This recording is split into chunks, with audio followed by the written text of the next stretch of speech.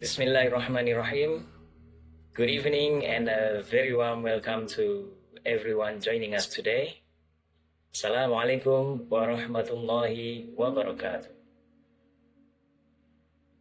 It is both an honor and a privilege to stand before you, virtually of course, to present our group's work on a topic that lies at the very heart of transformative education. On behalf of Kelompok 7, I would like to extend our deepest gratitude to our esteemed lecturer, Dr. Ina Magdalena MPD, for her continuous guidance, and to our fellow PGSD students at Universitas Muhammadiyah Tangerang for your presence and support. Before we dive into the content, allow me to briefly introduce the brilliant minds behind this presentation. Saya, Edi Arisandi, bersama rekan-rekan saya, Coach Edward Wiguna, Bu Ike Marlina Permatasari, Bu Laili Ulfa, Pak M. Suhdi, Pak Oman Sahroni, Pak Saipi, dan Ustadz Suhabudin. Together, we have explored, analyzed the essential frameworks of curriculum planning under Kurikulum Merdeka. Our presentation is titled Pengembangan dan Perancangan Program Tahunan, Program Semester, TP, ATP, dan Modul Ajar. Or in English, we can also say developing and designing annual programs, semester programs, learning objective sequences, and teaching modules. In an educational landscape that increasingly values flexibility, learner-centered design, and contextual relevance, mastering these 5 instruments is no longer optional. It is essential. Perencanaan yang kuat bukan sekedar dokumen administratif, melainkan arsitektur pembelajaran yang bermakna. It is what you can expect in the next 15 to 20 minutes maybe. First, we will clarify the concepts and functions of PROTA, PROSEM, TP, ATP, and Modul Ajar. Then, we will map out the hierarchical relationship within Kurikulum Merdeka. Next, we will share 6 guiding principles and a systematic 6-step design process. And next, we will also work through a concrete example from Phase B Mathematics to illustrate practical application. Finally, we'll conclude with key takeaways and open the floor for your valuable questions.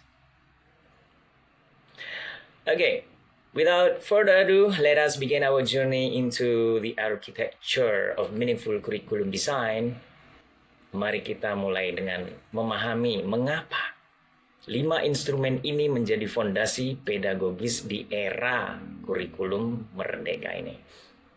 I now invite my colleague, Mrs. Ike Marlina Permatasari, to unfold the background and urgency of our topic. Mrs. Ike, it's your turn. Oke, thank you Mr. Edi. Latar belakang, mari kita masuk ke latar belakang penelitian. Kurikulum Merdeka memberikan otonomi pedagogis yang luas kepada guru.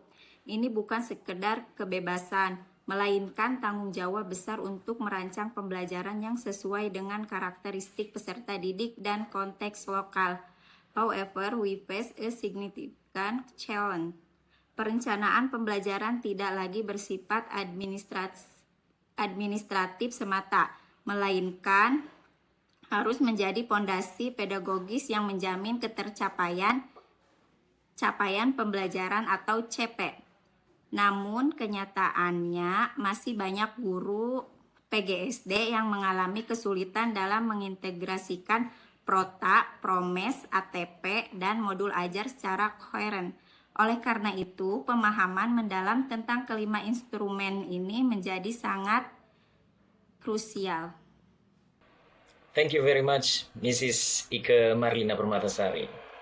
I have just shared Curriculum Merdeka grants us a vast pedagogical astronomy, transforming planning from a mere administrative task into a crucial pedagogical foundation.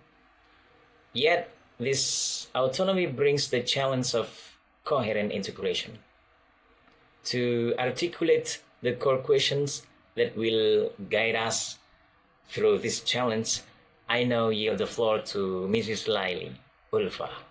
Mrs. Laili, please proceed the next slide. Alright, thank you. I will proceed to the next section.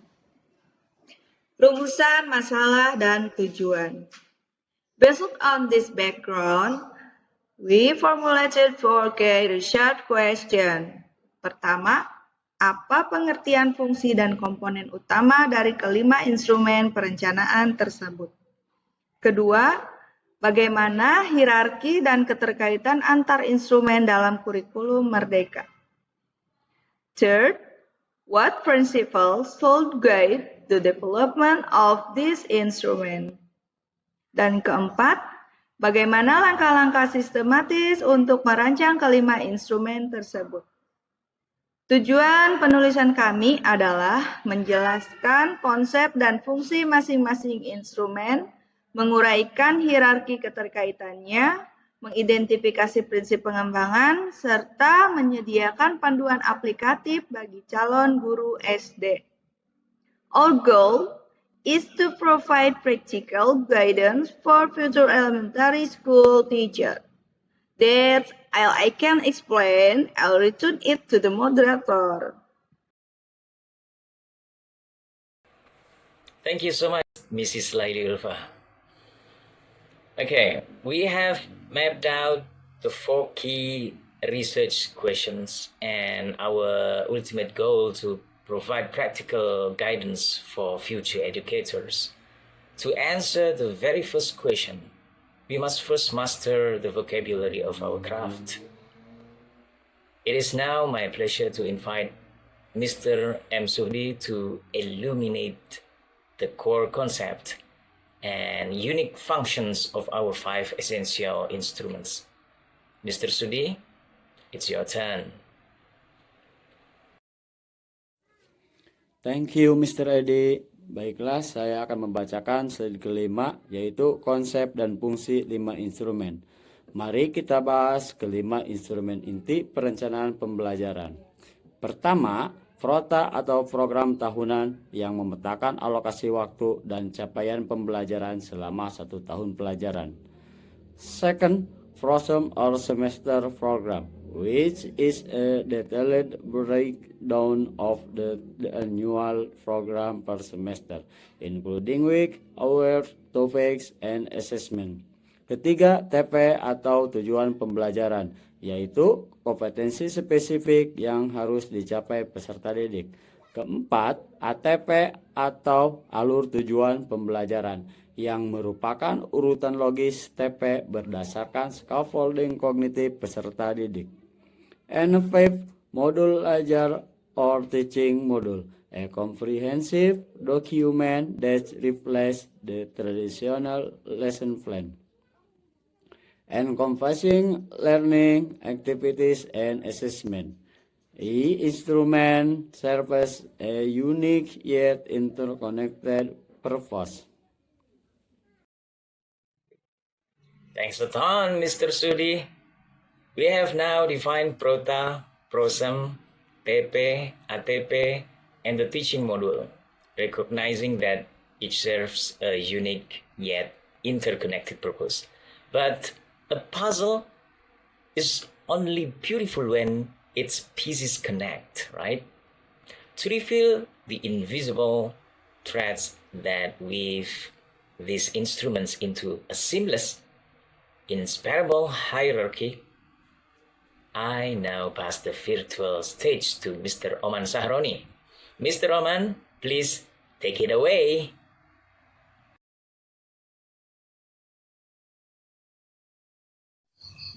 Thank you, Mr. Edi. Baiklah, selanjutnya slide ke-6, mengenai hierarki dan keterkaitan. Now let's examine the hierarchical relationship between this instrument. The flow begins with capaian pembelajaran atau CP, the official government document that serves as our starting point. Dari CV kita turun ke menjadi ATP yang membuat urutan logis kompetensi. Kemudian ATP dipecah menjadi TP yang spesifik dan terukur.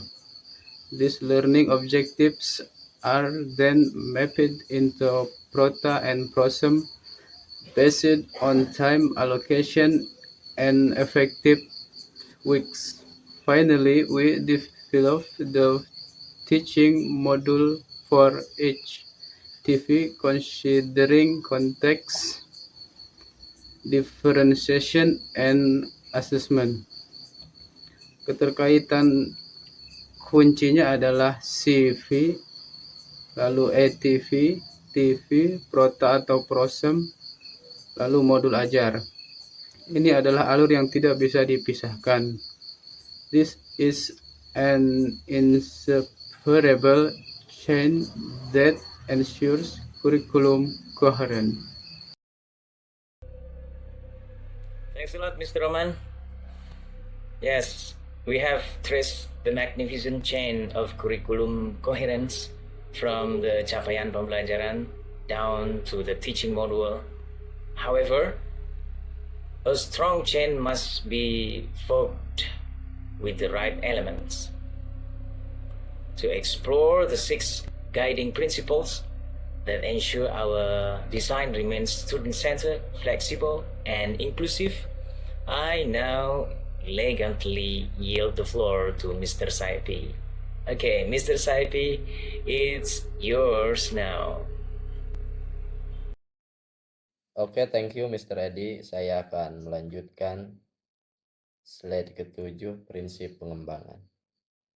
Ada 6 prinsip utama dalam pengembangan kurikulum merdeka.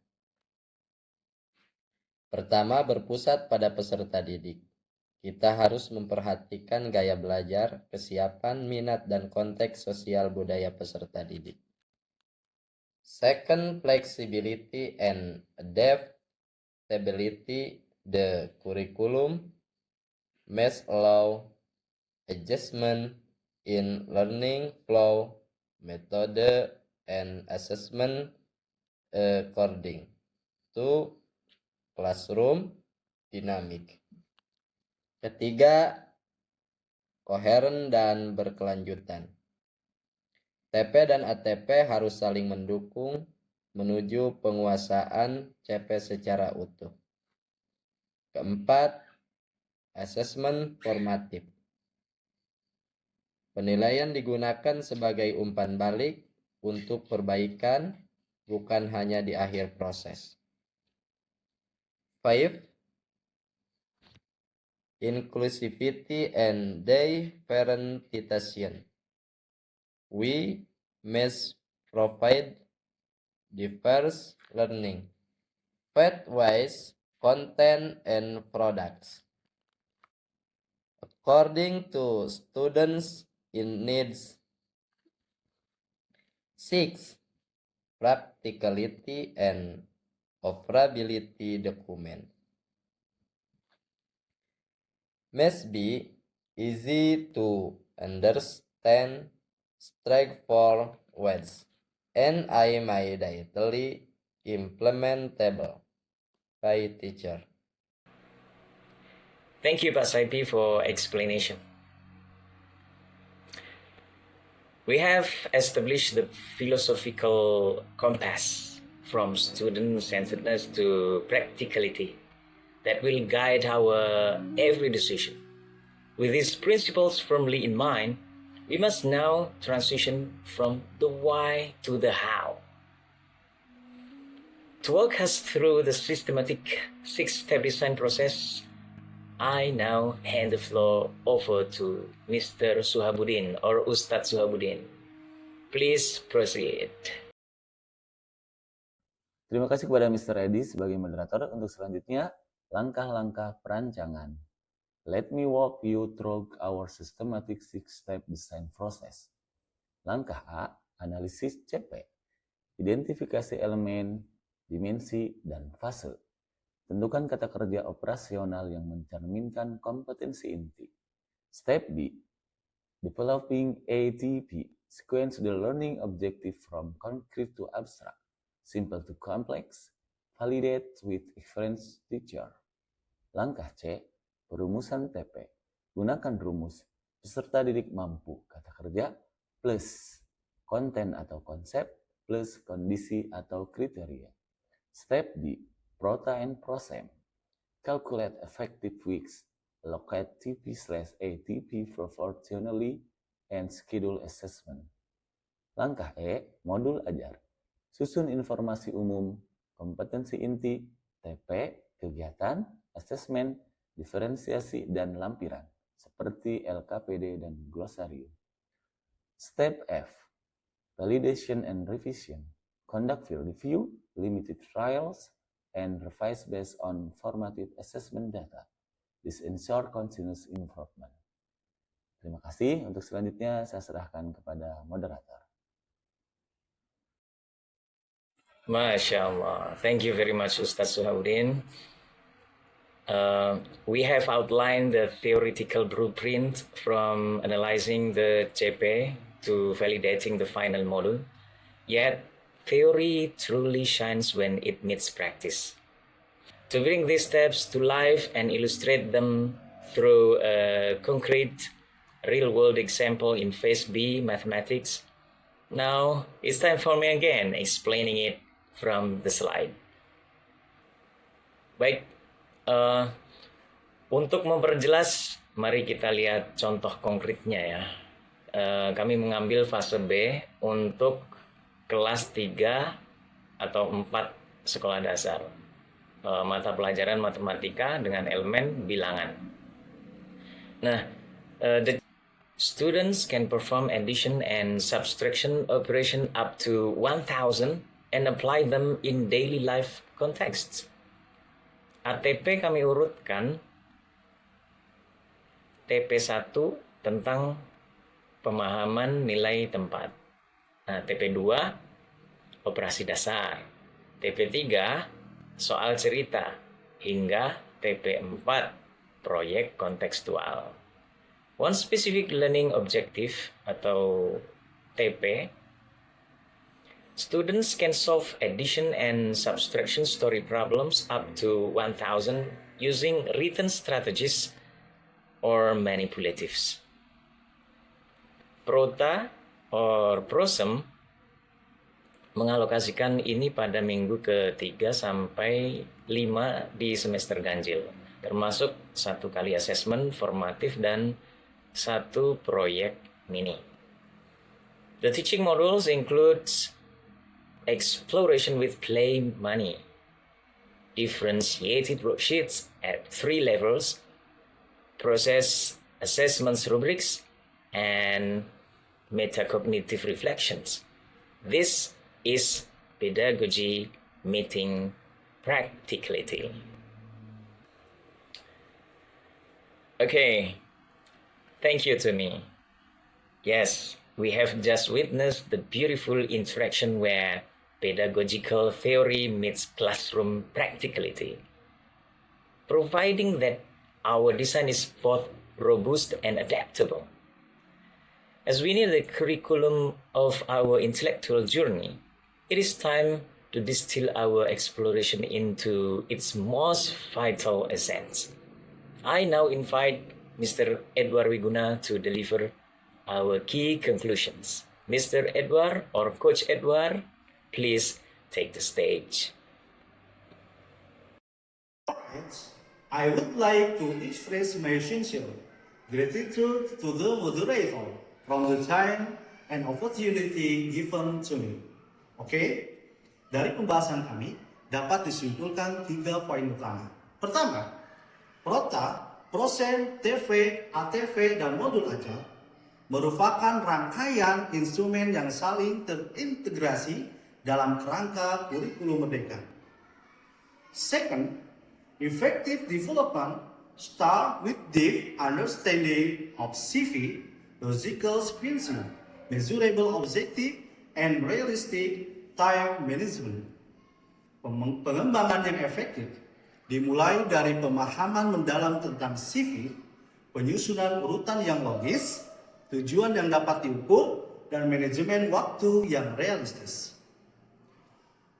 Ketiga, kelima instrumen ini bersifat dinamis dan dapat disesuaikan dengan kebutuhan peserta didik, serta kondisi satuan pendidikan.